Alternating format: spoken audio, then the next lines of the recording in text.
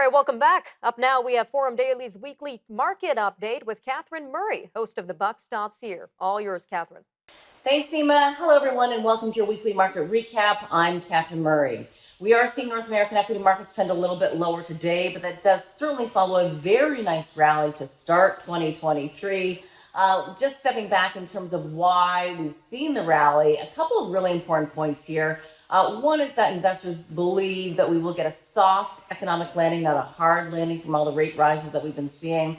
We're also noticing that CPI, of course, has been trending lower both in Canada as well as the United States, leading many investors to believe that the U.S. Federal Reserve will not need to tighten as aggressively, perhaps as previously planned or as previously said.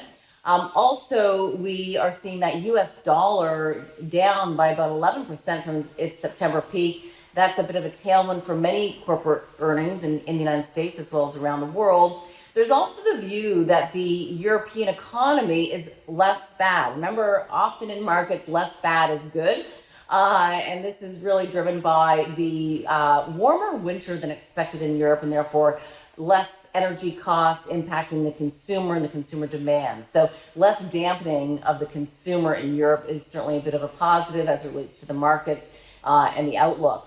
China opening up, also another tailwind to the broader market movement higher.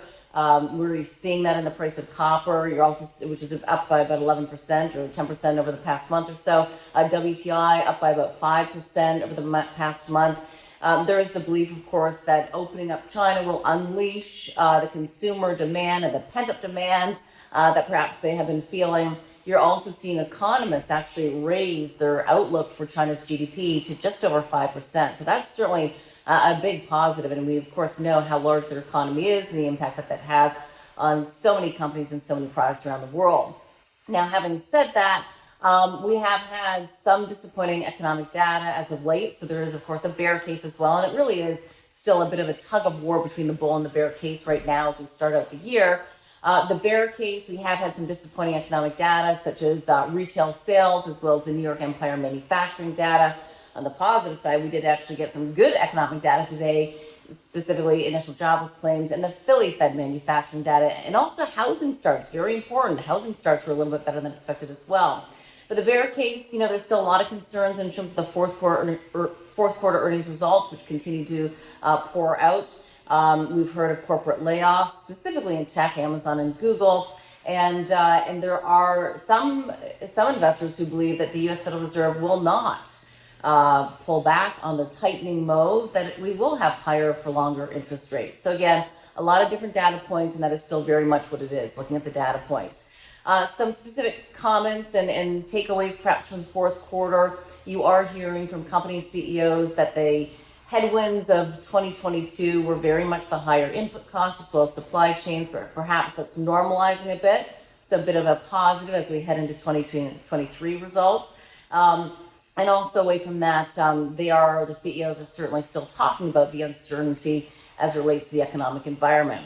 In terms of company-specific stories, I would point out that Alcoa did miss on their earnings front. Revenue was in line, but they are noticing higher costs.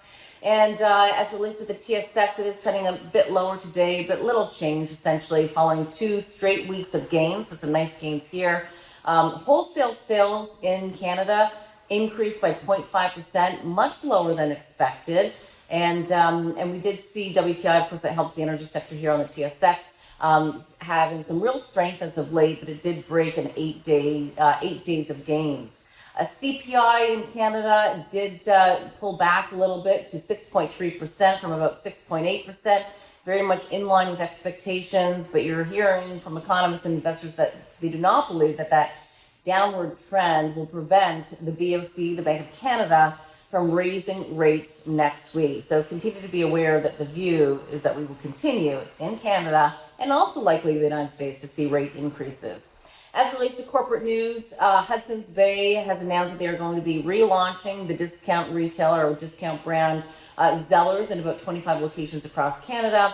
And in terms of upgrades and downgrades, Canaccord has downgraded to hold Alamos Gold as well as Newmont, and Nutrien was initiated equal weight over at Wells Fargo. Nima, I'll leave it there. Certainly a lot going on in the markets. It does feel a little bit more positive, I have to say. to start the year, but we'll see where we go from here. Again, all eyes on the Fed and the BOC over the next 2 weeks, and of course, corporate earnings. I'll leave it there. Back to you.